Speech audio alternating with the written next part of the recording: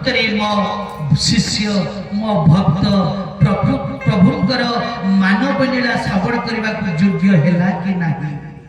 आज सुखदेव कहते परीक्षित तमे 4 दिन श्रवण करलानी तमे टिके स्नान शौच हे करी आस टिके प्रभुंकर कथा श्रवण करिवो।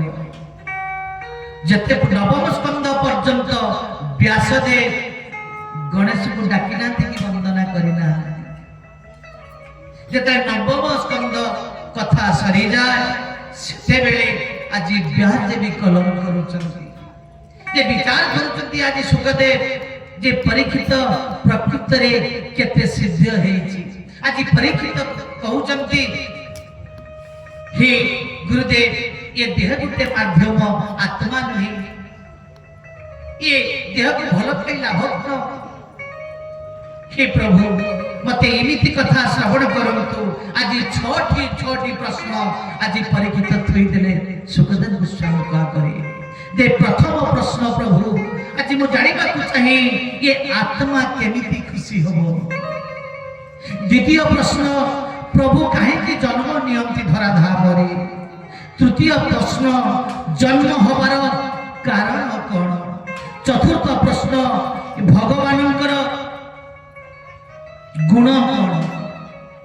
आउ षष्ठ प्रश्न हैला धर्म कहा शरण को गला बोलानंदे कबा हरि पर 6टी प्रश्न रखी देचंती आज परीक्षित सुखदेव गोस्वामी का करे। जेते नवम स्कंद रे 6टी कथा पचारि देथि आज परीक्षित सुखदेव कृतकृत हे गले। बा प्रकृत रे यदि आज मु भागवत श्रवण करिबारे प्रकृत रे उपयुक्त मु शिष्य पाइथि ये प्रभुकर लीला श्रवण करबा को योग्य बोला नंदे गवा हरि। आज नवम स्कंद परे आज व्यासदेव कलम करूचंती गणेश को आह्वान करनी बोली श्यावर रामचंद्र की जय। नमस्ते प्रभु लंबोदर पासे सपनी गोविंद गोविंद गोविंद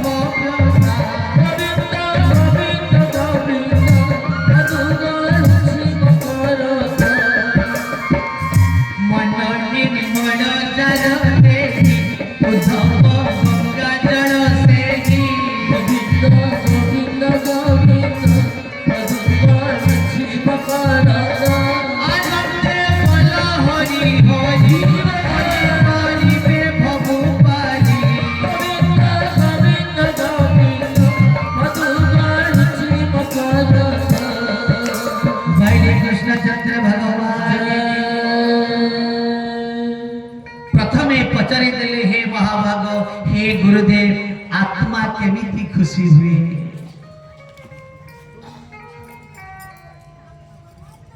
आज प्रभु कहते परोपकाराय स्वर्गाय पापाय परपीड़न।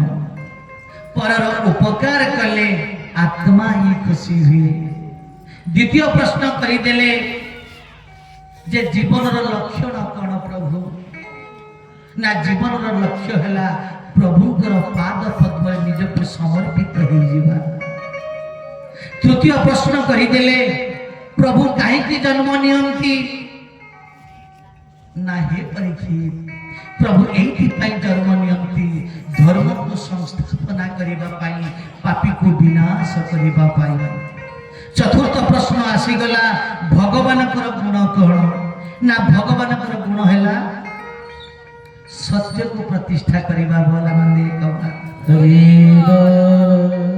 एवं शेष प्रश्न ଯେତେବେଳେ ଭଗବାନ ଦେହ ଛାଡ଼ିଲେ ଧର୍ମ କାହା ଶରଣକୁ ଗଲା ନା ହେ ପରୀକ୍ଷୀ ଯେତେବେଳେ ପ୍ରଭୁ ଦେହ ଛାଡ଼ିଲେ ସେତେବେଳେ ଧର୍ମ ନିଜ ଶରଣକୁ ଗଲା ବୋଲ ଆନନ୍ଦେ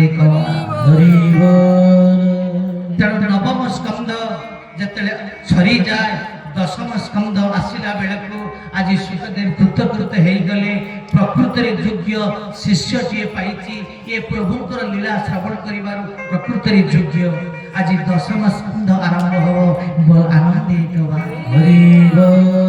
ଦ୍ୱାଦଶ ସ୍କନ୍ଧ ଭାଗବତ ପ୍ରଭୁଙ୍କର 12ଟି ଅଙ୍ଗ ସହିତ ତୁଳନୀୟ ପ୍ରଥମ ସ୍କନ୍ଧ ଦ୍ୱିତୀୟ ସ୍କନ୍ଧ ପ୍ରଭୁଙ୍କର 2 ପାଦ ତୃତୀୟ ସ୍କନ୍ଧ ଚତୁର୍ଥ ସ୍କନ୍ଧ ପ୍ରଭୁଙ୍କର 2 ଜଙ୍ଘ ପଞ୍ଚମ ସ୍କନ୍ଧ ନାଭି ଷଷ୍ଠ ସ୍କନ୍ଧ ହୃଦୟ ସପ୍ତମ ଅଷ୍ଟମ ହେଲା ପ୍ରଭୁଙ୍କର 2 ବାହୁ ନବମ ହେଲା କଣ୍ଠ ଦଶମ ହେଲା ମୁଖ ଏକାଦଶ ହେଲା ଲଲାଟ ଓ ଦ୍ୱାଦଶ ହେଲା ମସ୍ତକ ଏ ଦ୍ୱାଦଶ ସ୍କନ୍ଧ ଭାଗବତରେ ଆମେ ପ୍ରବେଶ କରିବା ଦଶମ ସ୍କନ୍ଧକୁ ବୈଲି କୃଷ୍ଣଚନ୍ଦ୍ର ଭଗବାନ କି ପ୍ରସଙ୍ଗ ଏଇଠୁ ରଖିବା କାଲି ଏଇଠୁ କଥାକୁ ଯେତେ ପର୍ଯ୍ୟନ୍ତ ଯିବ 2 ଦିନର କଥା ମା ମାନଙ୍କୁ ନିବେଦନ କରିବି ଅନେକ ଇଚ୍ଛା ଥିଲା ମୁଁ ମଧ୍ୟ ପ୍ରସ୍ତାବଟିଏ ରଖିଥିଲି ବାହାରେ ଆମେ ଯେମିତି କରୁଛୁ ଝାଙ୍କ ଶିଷ୍ଟ ଯେମିତି କୃଷ୍ଣ ଜନ୍ମ ନେବେ ଜଣେ ଯଶୋଦା ମା ହେବେ ଜଣେ ନନ୍ଦ ହେବେ କୃଷ୍ଣ ହେବେ ଯେମିତି ହୁଏ ଆପଣ ମାନଙ୍କ ଭିତରୁ ସେମିତି ମା ମାନେ କି କରିଥାନ୍ତେ ଅତି ଆନନ୍ଦ ଲାଗିଥାନ୍ତା ସୁନ୍ଦର ଭାବେ କୃଷ୍ଣଙ୍କର କାଲି ଆମେ ଜନ୍ମଦିନ ପାଳନ କରିଥାନ୍ତୁ 2 ଦିନ କଥା ଶେଷ ଦିନଟି ହୋଲି ପ୍ରସଙ୍ଗ ରଖିଛୁ ଅତି ଆନନ୍ଦ ପ୍ରସଙ୍ଗ ଯାହା ବି ହଉ ଯେହେତୁ ଆପଣଙ୍କ ଅଞ୍ଚଳରେ ଗୋଟେ ବିରାଟ ପକୁଆ ଭଳି ଚାଲିଛି ଚୋରର ଧରାଧାନ ଦ୍ୱିତୀୟତଃ ଆଜିର ଅବସ୍ଥା କ୍ରିକେଟ ଖେଳ ଏ କ୍ରିକେଟ ପାଇଁ ସବୁ କିଛି ନଷ୍ଟ ଚାଲିଛି ଗୋଟେ ନଷ୍ଟ ଭ୍ରଷ୍ଟ ସଂସାର ଯାହା ବି ହଉ ନିବେଦନ କରିବି ଖାଲି ଉପଯୁକ୍ତ ସମୟରେ ଠିକ 7ରେ ମଞ୍ଚ ହବ କଥା ଟିକେ ଆଗେଇବ ନା ସବୁ ଏଠି ବିରତି ଦେବ